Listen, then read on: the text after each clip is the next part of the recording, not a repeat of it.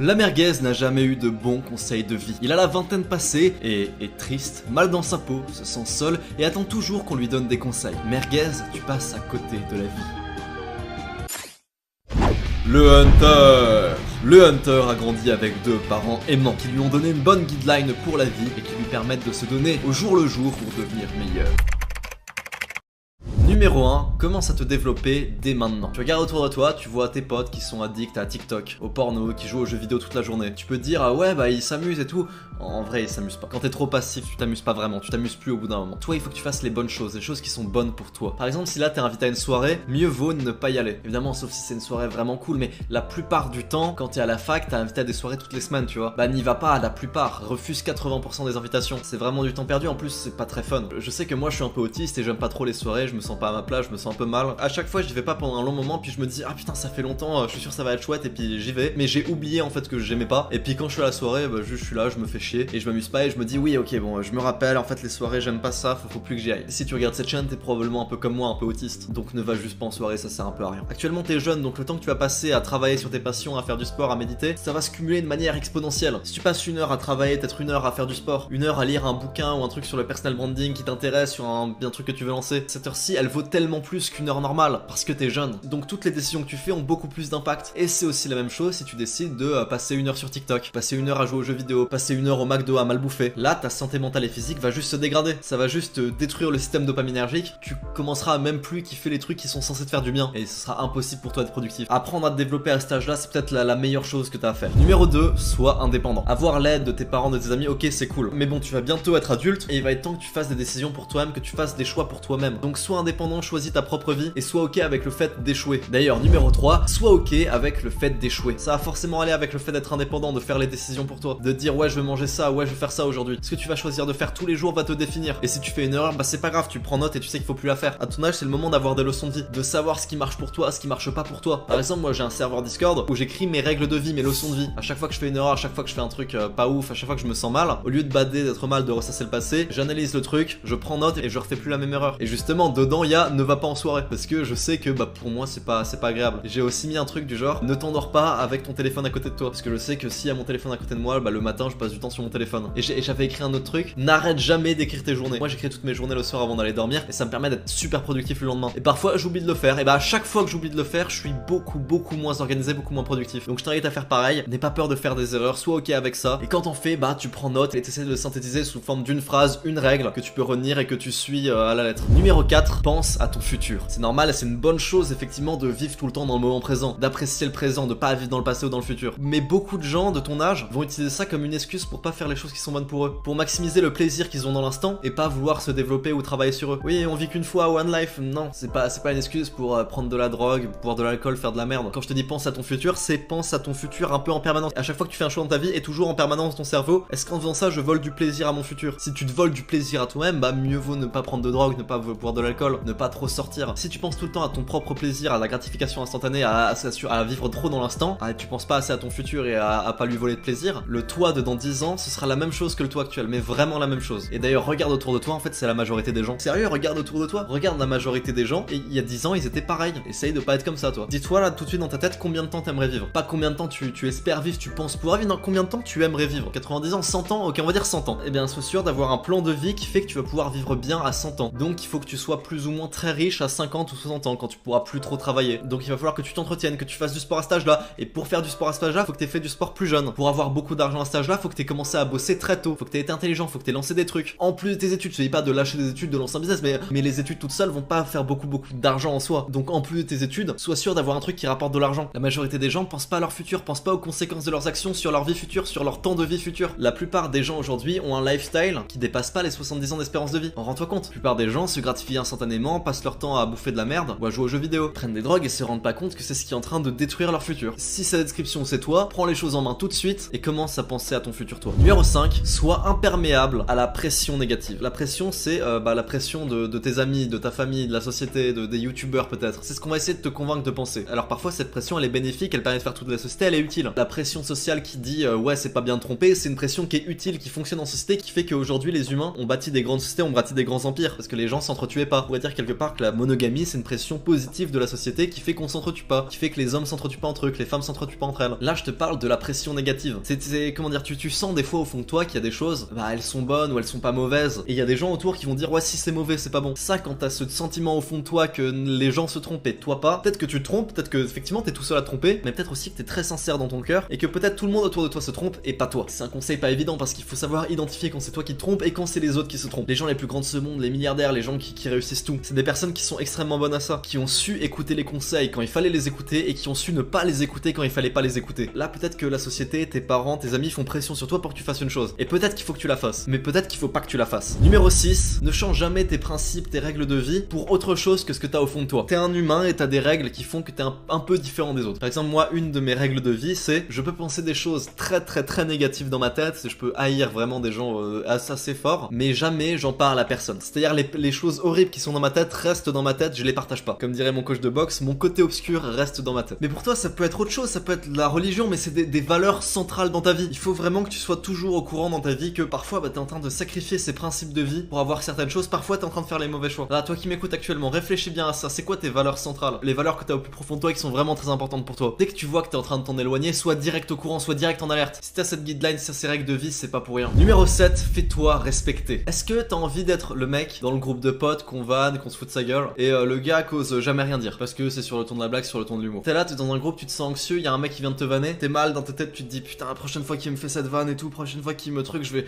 direct, je vais au conflit, je vais lui dire ouais c'est pas bien et tout. Le gars leur fait, t'oses rien dire. Alors je dis pas, faut pas s'énerver dès qu'on se fout de ta gueule, dès qu'on te manque de respect, mais ce que tu es obligé de faire, c'est que dès que quelqu'un te manque un peu de respect en public, même sur le ton de la vanne, si c'est en public ou même en privé, faut que t'ailles voir le mec, tu dis non mec, ça j'apprécie pas. Si le gars c'est une merguez, bon bah il va continuer de se foutre de ta gueule et puis basta, jarte-le. Mais si le gars c'est un gars normal, un peu sensé, un peu hunter, je veux dire ça arrive à tout le monde de faire des erreurs, de faire des bêtises, de vanner quelqu'un, d'envoyer un pic, c'est pas méchant fondamentalement, ça arrive à tout le monde. Bah si c'est comme ça, tu vas voir le mec, tu lui dis non j'ai pas apprécié ça, tu vas un peu au conflit, mais conflit professionnel. Et le gars va comprendre, le gars va s'excuser, va dire ouais excuse-moi et tout, je savais pas que tu le prenais comme ça et tout, t'inquiète, je dirai plus ça. C'est comme ça que t'obtiens le respect de tes pairs, c'est pas en te laissant marcher dessus, et c'est pas non plus en te laissant marcher dessus et en explosant tout d'un coup, là on va se foutre de ta gueule. Faut que t'aies une attitude normale, cool, qui prend tout à la rigolade, mais dès que quelqu'un va trop loin, tu dis non, stop, on arrête là. Tout le monde autour le voit, tout le monde autour comprend, on va pas se foutre de ta gueule. Alors que si, quand on se fout de ta gueule, tu dis rien, tous pas réagir, les gens vont continuer à le faire. Et numéro 8, donne du respect. Tu veux qu'on te donne du respect, c'est pareil, faut que tu sois respectueux envers les gens, faut que tu respectes sincèrement les gens. Si tu vois un inconnu dans la rue, si tu rencontres une nouvelle personne, tu le respectes pour aucune raison. Mais faut le respecter quand même. Par contre, si cet inconnu devient plus un inconnu, bah tu le respectes, mais pour une raison précise. Et tu peux même lui dire, mec, je te respecte parce que t'as fait ci, ça, franchement, GG, gros respect, je te respecte. En fait, de manière générale, faut que tu dises un truc, c'est que si les gens vis-à-vis de toi sont neutres, c'est-à-dire c'est pas que tu les détestes ou que tu les apprécies, juste ils sont neutres, ils ont automatiquement du respect. Pour aucune raison. Si tu les connais mieux et qu'ils ont des raisons, et bah tu les respectes pour ces raisons. Et si par contre tu considères qu'ils méritent pas de respect, bah tu peux ne pas les respecter, mais reste pas avec. Puis même c'est un skill social super important. Les gens veulent du respect, tu leur donnes ce qu'ils veulent avoir, ça leur fait plaisir. Ça fait plaisir à tout le monde de se sentir respecté. Ça permet de se faire des amis, d'obtenir des choses, c'est vraiment une bonne chose. Alors bien sûr, faut pas que tu le fasses de manière intéressée, faut pas que tu fasses le suceur, le lèche-botte, ça se voit. Mais juste garde ça en tête, respecte tout le monde et n'aie pas peur de lui dire à la personne quand tu la respectes pourquoi tu la respectes. C'est que positif, ça va jamais t'apporter du négatif. Tu peux même t'entraîner là en commentaire si tu respectes un peu mon travail, ce que je fais sur cette chaîne et tout, tu peux me mettre un commentaire. Lohan, je te respecte pour machin, ça va me faire plaisir. T'es pas obligé de le faire, hein, c'est juste un exemple, mais tu peux le faire à ton père, à ta mère, à n'importe qui en fait. Si t'as personne, fais-le à moi, ça fait plaisir. Puis moi ça me fait du référencement.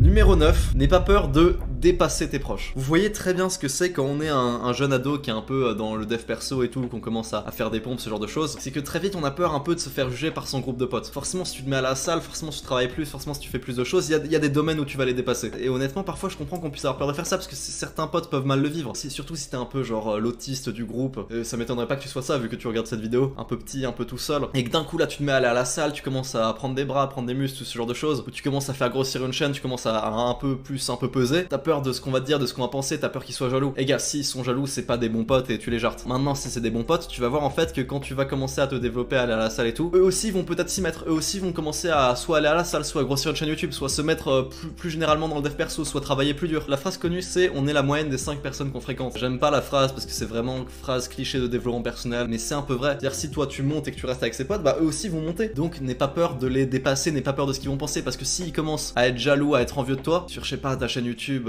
ton sport et tout, c'est pas des bonnes personnes. Si c'est des bonnes personnes, et bah tu verras qu'ils vont te suivre. C'est tout aussi simple que ça. Si même je vais te dire un truc, la plupart du temps, ton groupe d'amis, bah c'est pas vraiment ton groupe d'amis par choix. En vrai, la majorité des amitiés, même si c'est des bonnes amitiés, hein, peut-être les tiennes, peut-être les miennes, en vrai c'est surtout, bah littéralement, on était dans la même école ou on était dans la même classe. C'est tout le temps comme ça. Et je dis pas, ça peut être de très bonnes amitiés, moi aussi j'ai de très bons amis où c'est le cas, mais la majorité du temps, au fur et à mesure que tu vas grandir, tes meilleurs amis, ça va être ceux que tu vas te faire qui sont comme toi en fait, qui te ressemblent. Les mecs que tu vas rencontrer sur ton chemin, moi dans mes meilleurs amis, il y a Kélian, le mec, on n'habitait pas du tout au même endroit. Moi je suis né dans les Vosges, lui il est né, on a 1000 km d'écart, pourtant aujourd'hui c'est un de mes meilleurs amis et lui aussi il va te dire Lohan, bah ouais, c'est un de mes meilleurs potes. On a fait tellement de trucs ensemble, on s'est perdu en Arabie Saoudite ensemble. Il m'a vu dans les pires moments de ma vie, je l'ai vu aussi dans des moments où il était pas très bien. À chaque fois qu'on allait en convention ou genre des trucs en déplacement à Paris ou machin, à chaque fois on nous prenait une chambre et on dormait dans le même lit. Forcément ça nous a bien rapprochés. De toute façon dès qu'il y avait un truc genre avec Trash et tout où il manquait des lits, c'était tout le temps bah Lohan et Kélian sont ensemble. C'était toujours comme ça. Ah, je l'aime trop Kélian, la vie de ma mère. Donc voilà, c'est comme ça qu'on fait des vraies amitiés. Et n'aie pas peur même si c'est des mauvaises amitiés, hein, mais attention, il faut pas que tu te dises que bah c'est parce que vu qu'ils font pas de sport, bah c'est pas des bons potes. Pas du tout. Je dis pas ça, attention si tu penses ça, c'est très arrogant, il y a beaucoup de mecs dans le dev perso qui pensent comme ça. Mais si fondamentalement t'es dans le cas où tes potes c'est juste pas des bonnes personnes, bah juste là t'arrêtes de les côtoyer, c'est tout. Tu te poses même pas la question de ce qu'ils vont penser, genre t'arrêtes de les côtoyer. T'es pas obligé de le faire de manière un peu cringe, genre un long message, un long pavé, oui,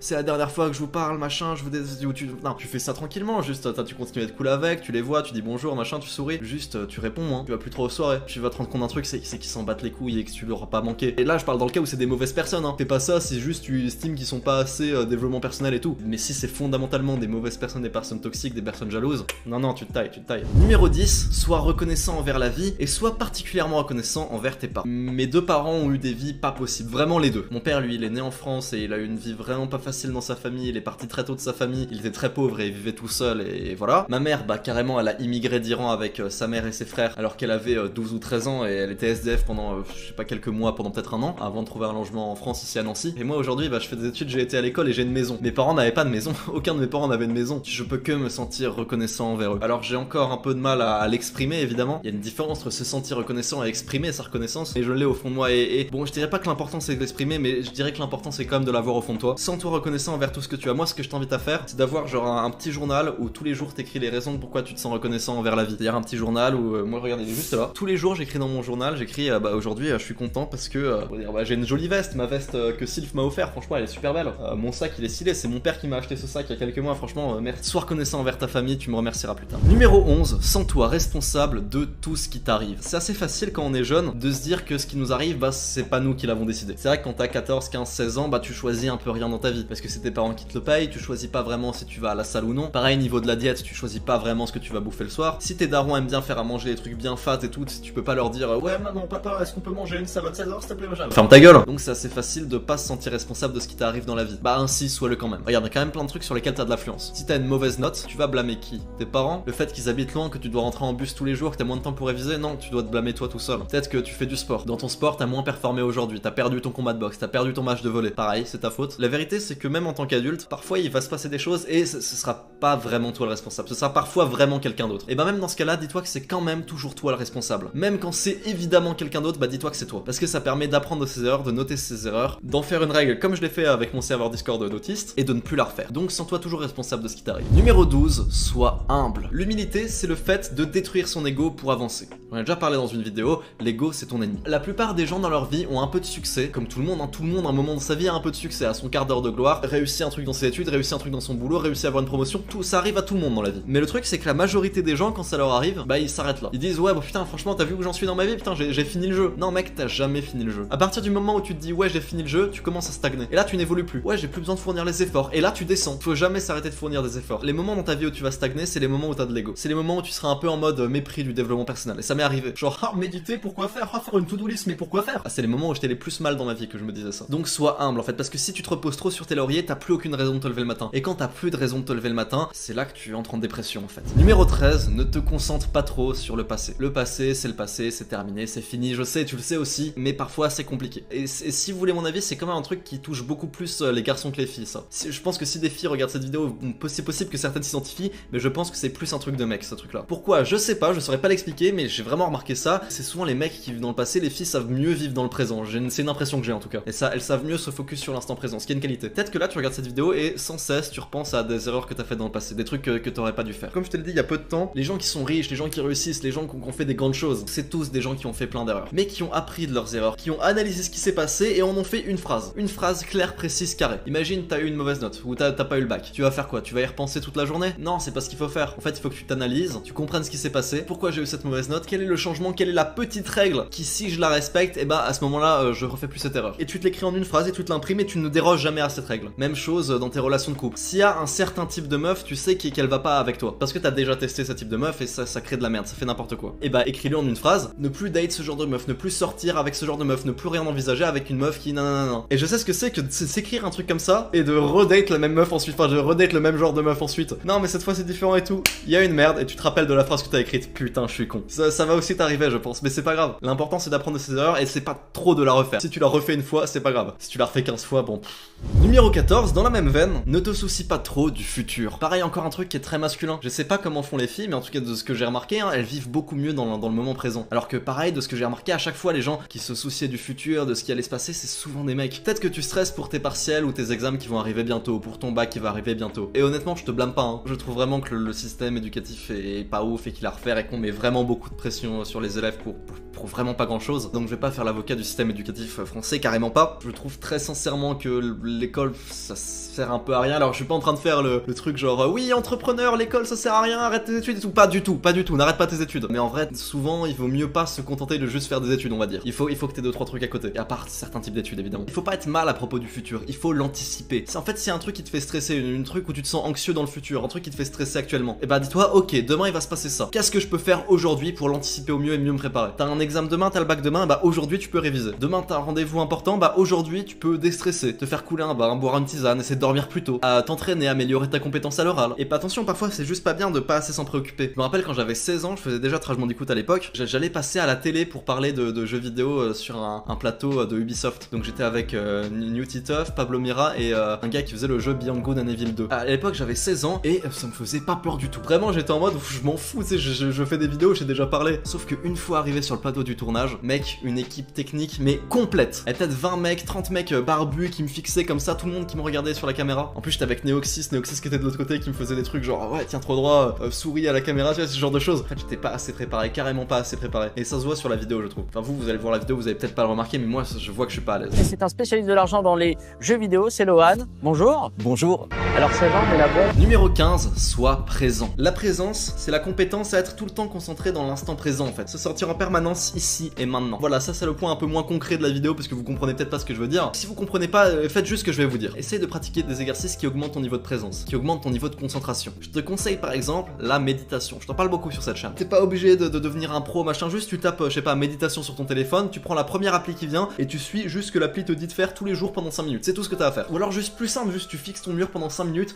et tu laisses ton esprit penser, s'imaginer des trucs, juste sans divertissement, juste tu fixes ton mur devant toi. En fait c'est là que tu vas laisser ton esprit un peu s'évader, un peu penser et que tu vas trouver plein de choses à faire. C'est là que tu te diras ok, là je suis au bon endroit, là je suis dans les bonnes relations, là je suis dans le bon boulot, là j'ai le bon objectif. Et peut-être l'inverse, là je suis pas dans les bonnes relations, là j'ai pas le bon objectif, là je suis pas au bon endroit géographique, je suis pas au bon endroit sur Terre. Peut-être que t'as envie de te barrer à Malte, bah c'est comme ça que tu sauras. Numéro 16, apprends des erreurs des autres. Apprendre de ses erreurs c'est génial, mais apprendre des erreurs des autres c'est encore plus puissant. Et c'est un peu ce qu'on est en train de faire là avec cette vidéo. Tout ce que je te dis là, toutes les règles que je suis en train de dire, c'est parce que j'ai fait des erreurs qui m'ont conduit à l'établissement de ces règles. Du coup toi t'as pas besoin de passer par les trucs par lesquels je suis passé. Tu peux juste considérer que ce que je dis c'est vrai et le prendre pour acquis. Alors tu peux aussi considérer que c'est faux, mais en fait tu verras que au fur et à mesure, bah en fait si c'est vrai ce que je dis. Tu vas faire des expériences, tu vas faire les mêmes erreurs et tu diras ah bah oui Lohan il avait raison. Tu peux lire des livres, regarder des interviews de mecs qui ont du succès, ce genre de choses. Alors bien sûr c'est cliché, tu vas pas t'en vanter, tu vas pas le dire aux gens, tu vas regarde j'ai regardé cette interview de ce millionnaire dropshipper machin. C'est la honte, les gens se moquent de ça. Le dis pas et garde-le pour toi, mais fais-le vraiment. Même si le gars c'est un dropshipper, il a peut-être arnaqué des gens, ça reste un gars qui a réussi là où il y a des milliers d'autres gars qui ont échoué. Dropshipping c'est pas si facile que ça. Je dis pas que j'en ai fait, je dis que des potes à moi en ont fait et bah ça a rien donné. C'est-à-dire que ça reste quand même des businessmen, tu peux écouter leurs conseils, n'hésite pas à le faire et apprendre leurs erreurs. Comme ça t'as pas à toi à les reproduire. Numéro 17, tiens-toi droit. Alors bon là c'est quelque chose que je fais pas trop en plus. Alors ça c'est la première règle du livre de Jordan Peterson. On pense ce qu'on veut de Jordan Peterson. Je suis pas un grand fan, j'ai même pas lu son livre, mais j'avais écouté le podcast d'Elio qui parlait de ce livre-là. Elio, je t'aime d'ailleurs. Si tu passes sur cette vidéo, frère, laisse un commentaire, je t'aime trop Elio. Elio, je t'aime, t'es beau. Et bref, dans son podcast, il disait que, en fait, je vais pas t'expliquer ça, c'est très très long, mais globalement, se tenir plus droit augmente ton niveau de sérotonine, donc de confiance en toi, donc le fait de prendre des risques, de faire ce genre de choses, tous les traits un peu génétiques des gens qui réussissent, tu les as en tenant droit. Et c'est pas de la merde, te tenir droit pendant juste 2 minutes augmente ta production de sérotonine de genre 20% je crois. Alors bon, tout ça, ça reste à vérifier, mais bon, Jordan Peterson, c'est quand même un mec qui a un doctorat, je crois. Donc ouais, c'est un argument d'autorité, mais un peu valable quoi. Je pense qu'il dit pas que des conneries. Donc tiens-toi droit, depuis que j'ai découvert le podcast d'Elio où il parlait de cette règle dans le livre de Jordan Peterson, c'est un truc que j'applique en permanence, que j'y pense tout le temps. Numéro 18, parle fort et de manière confiante. Alors évidemment, fais pas le mec un peu gênant qui exagère, tu vois. Pas oh t'as ta gueule. En fait, parle exactement comme tu parles normalement, mais plus fort. Bonne manière de t'imposer, bonne manière de te faire remarquer pour que tu sois pas invisible aux gens en fait. Tu augmentes le volume, t'essayes pas de parler plus grave, tu augmentes le volume. Un peu, pas beaucoup, mais c'est un truc qui va t'aider au quotidien. Numéro 19, sois patient. La majorité des choses que t'as pour objectif, construire un beau physique, réussir tes études, lancer un business, ça va te prendre du temps et ça va te prendre souvent au moins quelques mois. Et oui, ça prend du temps de construire un bon physique à la salle. Et ce qui est rigolo, c'est que souvent le succès de manière générale c'est exponentiel. C'est-à-dire que ça va prendre vraiment beaucoup de temps avant que ça monte, ça va monter très lentement ou ça va pas monter du tout. À un moment il y a un point d'inflexion et hop ça explose. Sauf que bon bah si vous faites un peu de maths, vous savez ce que c'est une fonction exponentielle. Le point ici où tu stagnes en fait il est très long, il est même infini. Et la majorité des gens pour construire un corps ou pour lancer un business ou pour lancer une chaîne YouTube s'arrêtent ici quand le succès est pas là. Alors peut-être que si t'attends un peu, hop il y a des premiers résultats et dès qu'il y a les premiers résultats, hop tu continues et puis c'est bon. C'est ce qui s'est passé pour mon corps, c'est ce qui s'est passé pour Trash Bandicoot. Les premières vidéos de Trash Bandicoot elles faisaient même pas 10 000 vues et ensuite la chaîne a explosé. Numéro 20, commence à t'intéresser à la finance et à l'investissement. Dès maintenant, t'es jeune et c'est le meilleur moment pour commencer. Moi quand j'étais au lycée, le seul truc qui me préoccupait c'était de gagner de l'argent, générer de l'argent avec les vidéos Trash Bandicoot. Mais à aucun moment dans ma tête je m'étais dit bah écoute l'argent que j'ai il faut que je le fasse fructifier. C'est que depuis quelques mois que Neoxys m'avait dit mec non il faut que tu ailles sur Yomoney, c'est pas sponsorisé hein, les vidéos sponsorisées Yomoney sur Trash Bandicoot ici c'est pas sponsorisé. Il faut que t'ailles sur Yomoney, que tu mettes 200 balles tous les mois et regarde ça il monte les calculs et tout, bam à la fin au bout de 50 ans t'es millionnaire. Je fais ah cool c'est chouette. Du coup bah voilà j'ai commencé à mettre 200 balles tous les mois et normalement à la fin de ma vie je suis millionnaire. Bon je m'en fous un peu parce que honnêtement 1 million à la fin de ma vie je vois pas où est l'intérêt, mais au cas où il y a une merde c'est toujours utile d'avoir ça. Et je vais quand même essayer de faire 1 million avant, ce serait quand même un peu mieux. Numéro 21, travaille sur des compétences qui peuvent te rapporter. On entend beaucoup ça des youtubeurs, le plus important c'est les compétences. Oui c'est vrai, sauf que pas toutes les compétences se valent. Pas toutes les compétences sont aussi faciles à avoir que d'autres, pas toutes les compétences valent autant, pas toutes les compétences sont aussi recherchées. Par exemple finir Elden Ring les yeux bandés. Bravo, c'est super dur, je crois que t'es peut-être le seul humain qui sait le faire. Mais est-ce que c'est recherché? Pas vraiment. Peut-être un peu sur Twitch. Peut-être vivre de Twitch, mais tu vas pas vivre énormément. Pour la difficulté que c'est, tu pouvais, je sais pas, apprendre le bitcoin, la blockchain, apprendre à coder des bitcoins. Le mec qui connaît rien aux crypto-monnaies. En tout cas, j'ai entendu dire que ça valait beaucoup. C'est ça sur quoi tu dois passer beaucoup de temps. Qu'est-ce qui vaut cher? Ok, ça vaut cher, bon bah vas-y, je vais m'y mettre à fond. Développe des compétences qui valent cher. Par exemple, moi, un truc que je te recommande, c'est d'apprendre le montage vidéo. Alors ouais, là, il y a les pubs en ce moment de Okamedia avec Adam qui fait ouais, il faut que tu commences à devenir monteur vidéo, ça va te permettre d'avoir le lifestyle de rêve et tout. Bon, il vend un peu du rêve en vrai, mais c'est la vérité, devenir monteur vidéo pour des youtubeurs, frère, c'est bien payé, c'est super bien payé. Enfin, quand t'es très bon, quand t'es monteur chez Trash, hein, t'es payé au moins, je sais pas, 30 € de l'heure minimum, et tu peux aller jusqu'à 60, voire plus. Numéro 22, dernière règle, essaye d'améliorer ta beauté. Un des trucs les plus importants dans la vie, c'est le fait d'être beau. Et ouais, c'est malheureux, et je sais, mais c'est la vérité en fait. Quand t'es beau, la vie est beaucoup plus simple, de manière générale. Il y a des communautés sur internet qui vont dire que la beauté, c'est que génétique, si t'as pas cet os placé à cet endroit, si ton arcade sourcilière elle a 2 mm trop haute, elle est trop rentrée à l'intérieur, tu seras pas beau. C'est pas vrai du tout. C'est vraiment pas vrai du tout. Et je sais que tu peux y croire et je sais qu'on peut y croire. C'est quand même vrai, mais dans une très petite mesure en fait. La majorité des gens que tu considères comme très beaux, en vrai, n'ont pas des caractéristiques physiques ou n'ont pas une structure osseuse parfaite, n'ont pas une structure osseuse 10 sur 10. Juste, ils ont tout le reste qui va avec. J'ai fait une vidéo complète sur le fait de pouvoir améliorer sa beauté. Alors, c'est une vidéo qui est réservée aux hommes. Malheureusement, je sais pas faire ce genre de choses pour les femmes. Mais pour améliorer la beauté de son visage de manière naturelle, gratuitement et réaliste, je vous mets le lien dans la description si ça vous intéresse. Une vidéo pour améliorer sa beauté. Voilà, c'était les 22 règles. Ça fait putain de 1 heure que je règle. C'était énorme. Donc voilà, 22 règles, 22 leçons de vie pour les adolescents. J'espère que ça vous sera très utile. S'il y en a une ou deux ou trois ou 22 qui vous ont été utiles, n'hésite pas à mettre un like à cette vidéo, ça fait plaisir. Abonne-toi à la chaîne, c'est gagnant-gagnant pour toi comme pour moi et je te fais des bisous.